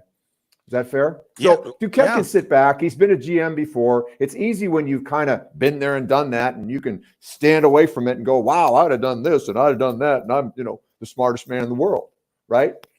But you're under unique pressures from your ownership. You're the general manager. So I think there's some levity that you have to provide Jerry Dipoto when you consider what he has to work with. I agree, and I think it was part of a full range discussion on it, and I think and Jim acknowledged it even started before the season, kind of to your point that it was going into the season what they thought they were going to have with the pitching that they have. His point is that the expectation this year was to win the division. Now, listen, they may still win. I guess they still have a chance to win the division. So, but he just said the way that then it laid out. And the fact is, yes, they did have some deficiencies offensively, but then when you get up 10 games, like it's really hard to collapse like that. And, they did. I mean, they collapsed big time. And I guess his point was, it's like, even if you do get in, it's not how you should have got in, I guess was his point. But, I guess at the end of the day, right, Bill, all that matters is, that final game. Can you sneak in, and we'll see if they can do it. They got 12 games remaining. What would you put your hope meter at right now that they sneak in? Oh, I think it's more than what the number is in the column far to the right there in the standings. I don't know what that number is, 8%, something. I don't know. Yeah, probably something like that. Like their playoff chances. Yeah. I mean, you look at Houston. They got a little bit. Of course, the Mariners have a heady challenge ahead of them when you've got Houston and the Yankees, but they got no pushover schedule down there in Houston, and neither does Minnesota. And Minnesota sounds a little bit like something's awry inside that ball club right now. Managers calling out the club a little bit. Yeah, they're falling apart. That sounds a little bit like they're struggling. Guys, it's sort of the whole, like, who's going to show up today? Who's going to play? So that's got a kind of an underlying message, because some good players don't always play, right? Buxton, Correa, they don't always play. So that's disruptive, particularly when that sort of message is out there, right? So, maybe they slip and fall. I mean, Kansas City's right there. Certainly Detroit is playing good baseball. So those teams, it's a scrum there. It's tough to sort of figure out if you're going to advance every day against the wild card, but you certainly know where you stand with Houston, right? Yeah. You have the tiebreaker, or you should have it. I mean, I guess they have to win at least one against Houston to have the tiebreaker. Yeah. But it really comes down to those 3 games in Houston. To me, that's the whole thing. Yeah, that's really the whole thing. Yeah, and then they so you got Woo tonight that is going here on Tuesday against Luis Gil, and then the Twins and Guardians, and and the Twins and Guardians, and really, Bill, this has been the week for the Cougs. Okay, Apple Cup win, check. Yes. Gardner Minshew, great for the Raiders. Deion Henley, great for the Chargers. Kyle Mazzardo yesterday hits the game-winning home run, former Coug, for the Guardians to knock off the Twins. I mean, hey, Seattle, you're welcome. You're welcome for us. What we are providing to you. We're providing you fun. Yeah, you got a lot of rarefied air underneath your feet, man. You're feeling pretty good. Well, you got to consider you got to soak it in. The way that they've been treated or fell to the position they fell into. To have it turn out the way it did this weekend was pretty sweet. Well, Mazzardo had a hell of a career there for the Cougs. Tigers and Royals game 2, and then the Astros and Padres will get underway later today. Well, your thoughts? I'm curious. Your thoughts on Randy Arozarena? You want him back? You hope they bring him back, or do you think that maybe they'll move him in the offseason? I mean, they can bring him back. He's just going to make more money because of arbitration, but moving forward with him, what do you think? I think they have a better version of him for $4 million for 2 years and an option. That being Robles. Okay. So I'm looking for another outfielder. Okay. I'm not spending that kind of money on Arozarena. He's okay defensively. I'm not sure. I'm not real. I mean, I'm not saying I wouldn't want him, but when you start thinking about, well, what's he making 12 now? He's going to be arbitration eligible. What's that going to be? Is it 12 or is it 8? I got to go check. Is it 8? Maybe I'm wrong. It could be 8, but it's a lot of money. More. Okay. He's going to make more. He's going to be a double digit, way up in the double digits number. Okay. And that's going to be a critical issue for the Mariners. And to me, when I watch him, it feels to me like his instincts are, I'm not going to get paid. So I think he gets a little hangdog. He is a little hangdog. He's way up here or he's hangdog. I right? agree. That's where he's been looking, right? Yeah. And I mean, does he have some juice? Yeah, he's still got some juice. He's okay defensively. But Robles, to me, man, he's a player. You got to keep him in one piece. He can't get hit by pitches, and he's got to get stronger because he's going to play now. He's a good player, man. He's putting the ball in play, and he's making stuff happen. He's a really nice find. I mean, a really good player that's hungry to be great. But you bought his years now. You got him where, and Arozarena can just feel it, right? And that deal's not coming my way. No. So he's kind of biding his time. He comes across the country to play for us, and he just emotionally, that's just what I see with this guy. I mean, I want him to do well. I don't have any, I don't have a negative about him. But I'm not like enamored by him. I mean, he's better than what we got when you have, the kind of cast that we've been throwing out there. And I'm not picking on these guys, but when you're running Dylan Moore in the outfield and Dominic Canzone and, you're running, Mitch Haniger, which is a whole nother topic. He hasn't played. Outfielder. Is he on the team? He plays, we had the left-handed pitcher over the weekend. All those guys showed up. Garver got in the lineup and Rios got in the lineup and Haniger got in the lineup. They all got in against, we loaded the box, man.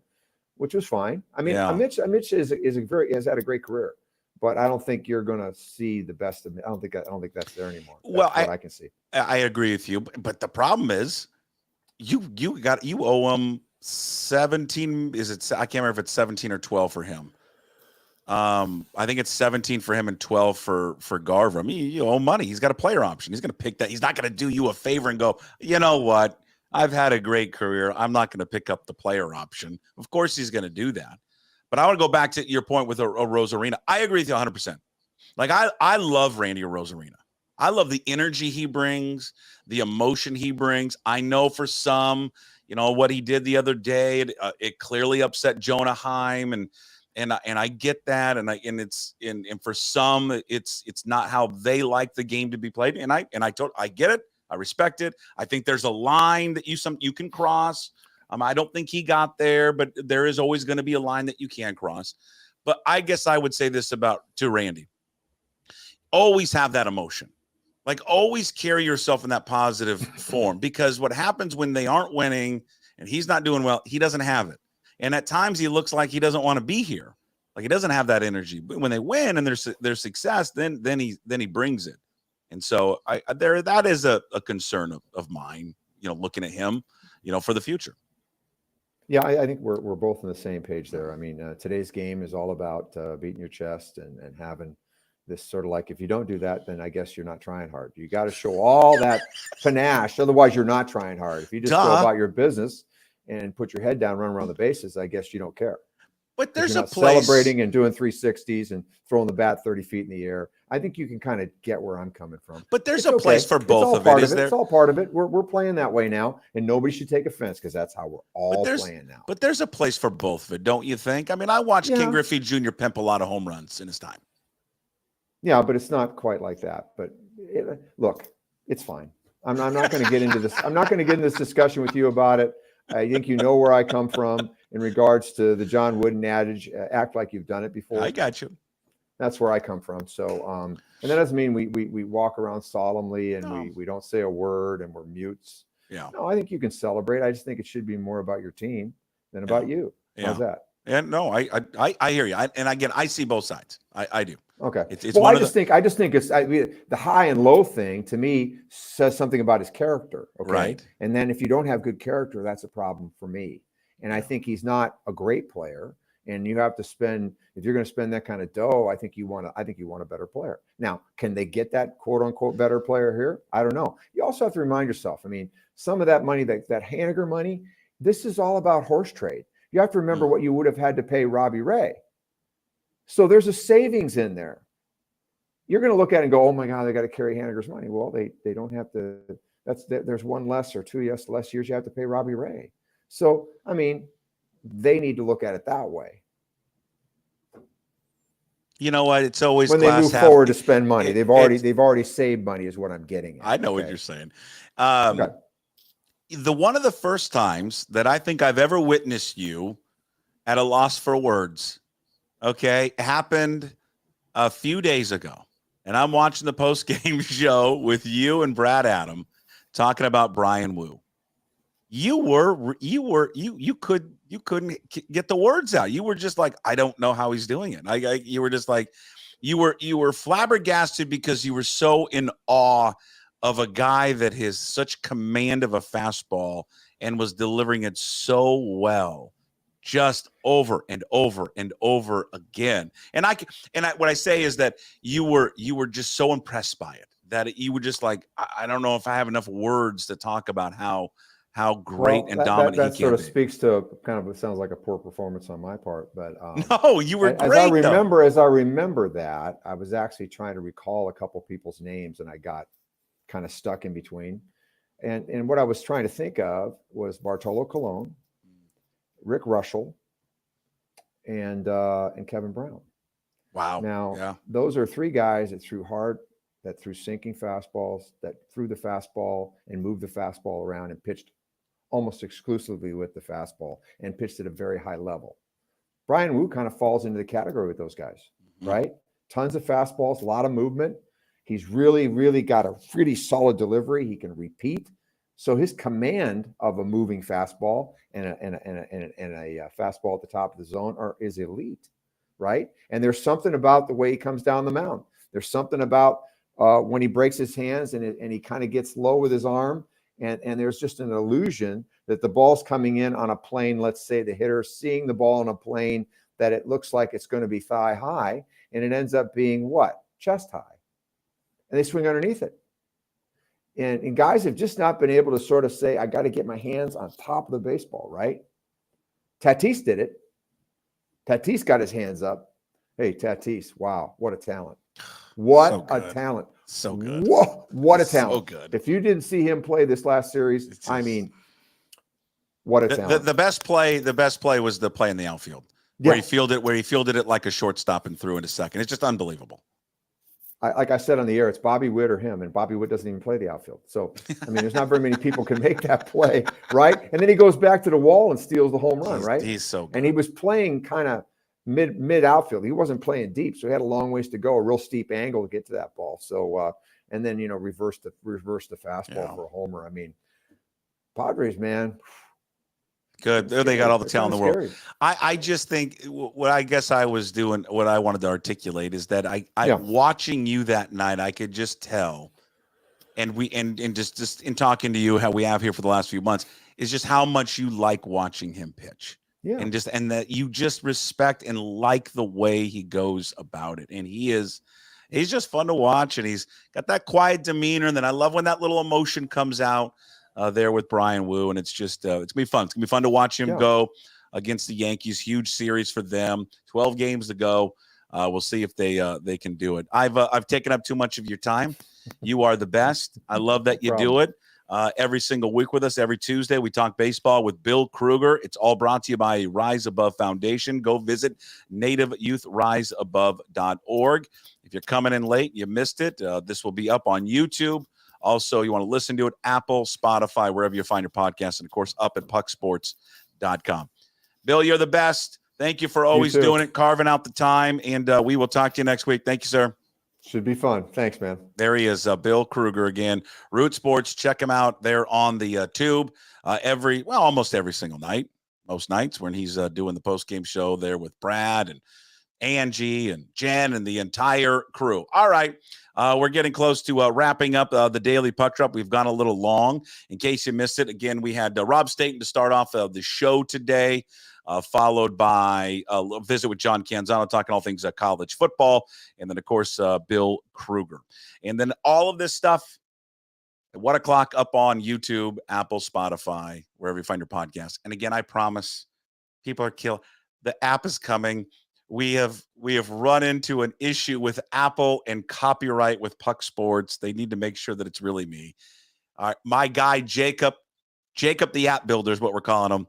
He's working on it. It should be resolved shortly, I promise. We've tested it out. It works perfectly. Perfectly. And those of you who have asked, where do you find it? Just wherever you find your apps. The App Store. What is it for an Android? Is it a Google Play Store? It will all be available when it is. We're firing it up there. All right, before we wrap it up, of course, we always do. Hey, What the Puck? Of course, brought to you by Restoration One of North Seattle, your restoration company that lets you avoid the stress of water, fire, and mold damage with their property restoration services. Locally owned and operated by Trent, who's a Husky. Hi, Trent. Go Cougs. He's probably going to pull his money now. Make him your first call when damages affect your residential or commercial property. But the best news about Trent, he married right because he married a Coug. That's the best part about Trent. It's the best thing he ever did. You can give them a call at 206-817-8917. Visit them online at restoration1.com, the North Seattle franchise. If you click that QR code on your screen, that is going to take you right to Restoration One. I talked about it there with Bill Krueger a little bit. I brought up Jim Duquette's comments. And in case you guys missed it, Duquette yesterday on the show talking about, if they get in, and they just sneak in, there still is a lot of room for criticism with these guys because they missed out on a golden opportunity to beat Houston. Again, 10-game lead. You don't have to go down that road again. Right. How quickly it evaporated. But, I think that, it's up to the fan base to hold the ownership accountable here in the wintertime to make sure that they're active and that they're spending to get out of this rut that they're in and the lack of postseason appearances, because it's just not acceptable. The .540 winning percentage isn't acceptable. Getting in the postseason is what matters. Now, I agree with what Duquette was saying there. The fact is they had a 10-game lead. And if they do get in, I know that's the ultimate goal. It's just about getting in and they got a chance and all that. You got a 10-game lead. And the expectation this year for them was not just to get in. The expectation was to win the division, and I know they still can win the division. The long shot. They're 4 games back with 12 to play, but still possible. But the goal is when you're up 10 games is you finish the deal, and they didn't finish the deal. And by not finishing the deal, though, started back in the offseason when they didn't do enough. And I think if they slip in or they barely miss it, this ownership group, and we're going to say it a lot, has got to look at themselves in the mirror and just ask them. John Stanton has just got to have some self-reflection and go, am I doing enough to put a winning baseball team on the field? If he thinks he is, well, then okay, he's wrong. And it would be a massive concern if he thinks he's doing the right thing, if he's done enough. But they haven't done enough. And again, let's say they get in the wild card. Playoffs are playoffs. I mean, everyone's going to be excited if they get in. But to have the lead they had, to have the pitching staff they have, to look at this division, and it was a craptastic division this year. Houston wanted to basically just give you the division. They wanted the injuries. No one had more injuries to their pitching staff than the Houston Astros. No one. You were relatively injury-free the whole season. And yet they chase you down, and at one point we're up 6 games on you and maintain a 4-game lead. They gift wrapped this division to you, and you couldn't take advantage of it. Texas, obviously took a step back, and the Angels were, the Angels. I mean, the A's have been playing better baseball than you since the All-Star break. I think that's the disappointing thing. The disappointing thing is not if they sneak in, it's the fact that they didn't need to sneak in this year. So to that point by Duquette, I agree with him 100%. All right, that is Hey, What the Puck? It's brought to you by Restoration One of North Seattle. Your restoration company lets you avoid the stress of water, fire, mold damage with their property restoration services. Locally owned and operated. Best in the biz. Telling you, great guys, great company. Guys will take care of you. Trent and Derek and the whole crew is going to take care of you over that Restoration One. Make them your first call when damages affect your residential or commercial property. 206-817-8917. Visit them online at restoration1.com. The North Seattle franchise. Click on that QR code. It's going to take you right to their website. I want to promote voicemails. We haven't done them for the last few weeks. We're going to try and do them again on Fridays. If you go to PuckSports.com, there's a voicemail button up there. You'll see the number. Leave us a voicemail. Funny always moves ahead to the front of the line. So, again, voicemails are still here. We haven't done them in a few weeks. We love to get a few so we can play it for the go-to guy, Jim Moore, who's, of course, on the show Monday, Wednesdays, and Fridays. And also the Puck the Picker, Pick'em. You can still sign up. If you go to PuckSports.com, log in. You're a week behind because we started in week 2, but in case maybe starting in week 3, you can get all the better games and make picks better than people did in week 2. So go to PuckSports.com of the pick and pool, sign up. Troy Wins from TroyWins.com giving away a trip to Las Vegas. All expenses paid. You're going to stay at the Circa Hotel for the first week of March Madness. So go to PuckSports.com, sign up today. I know there were some issues with some people were able to get picks in for week 1. We're working on it. Those will be taken out because it wasn't, I don't know how they were able to do it, but not eligible for the week 1 picks. It only starts from the second week of the season on, but you can still get in and see if you can make some better picks coming up this week. And you got to make sure you get that Thursday night football game in there as well. And all of the picks are made against the spread. All right, we got to run. That's it. A lengthy edition of the Daily Puck Drop today. One more time, big thanks to Rob Staton, John Canzano, Bill Krueger, all of our weekly guests. Coming up tomorrow, we will be recording our Old Crimson podcast later today, also our Cougs Corner, and Kyle Thornton, senior linebacker who made that stop in the Apple Cup there on Jonah Coleman will join us.